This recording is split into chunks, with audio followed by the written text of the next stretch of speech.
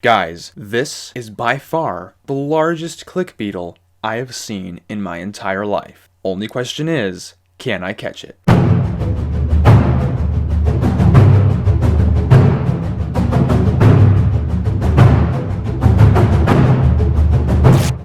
What's up guys, welcome back to Can I Catch It, the nature show all about finding a wildlife adventure right at home in your own backyard. Today's episode, I want to take you guys back to the premise of this channel, exploring your own backyard. My challenge today is to hunt around looking for creatures, but I can only look for them on the side of my house. Believe it or not, wooden or brick structures offer a rather unusual habitat that may be home to a variety of interesting creatures. Various insects may stop to rest on these structures as they're flying by, which may in turn attract predators. Most commonly, you'll probably find some spiders hanging out on your house. Usually, you can find some jumping spiders. Unfortunately, I was not able to film any jumping spiders during this search. However, I did find this rather bizarre looking assassin bug. If I had to guess, this is probably a species of thread-legged bug. Look at how incredibly camouflaged this insect is. Against bark, brick, rock, even some plants, it would be hard to distinguish this insect from its surroundings. Here in the southern states, another common sight on structures like this are various lizards. This is a skink of some sort. It's likely a 5-line skink,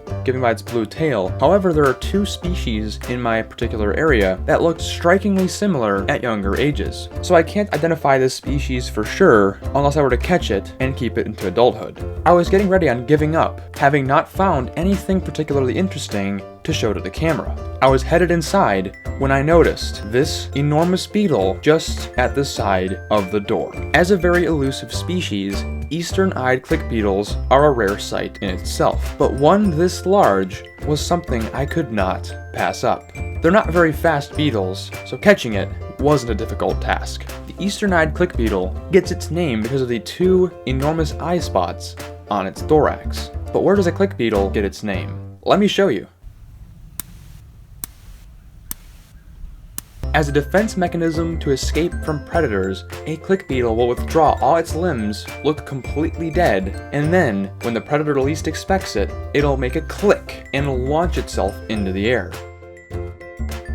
This bizarre behavior is usually enough to startle unwitting predators away. However, I am not exactly an unwitting predator, so catching it again was once again no difficult task. In some cases, when a click beetle clicks itself into the air, it may open its wing case and fly away. I was lucky that that did not happen in this scenario. I decided to hang out with this little bug for a few more minutes, and then finally, it decided it was time to leave.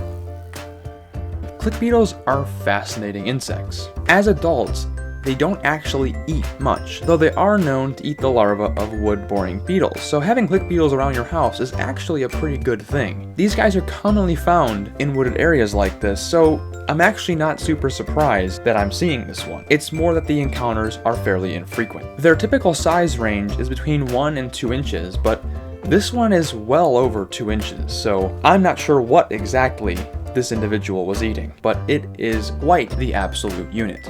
The whole point of this episode was to show you guys that you don't really need to stray too far from your house to have interesting wildlife encounters. All you have to do is be creative with how you explore, and don't be afraid to get up close and personal and take a closer look at little things that you'd normally pass by. What kind of crazy creatures have you found at home on your house? Leave your answers in the comments below. I hope you enjoyed this episode, and I hope to see you guys again next week.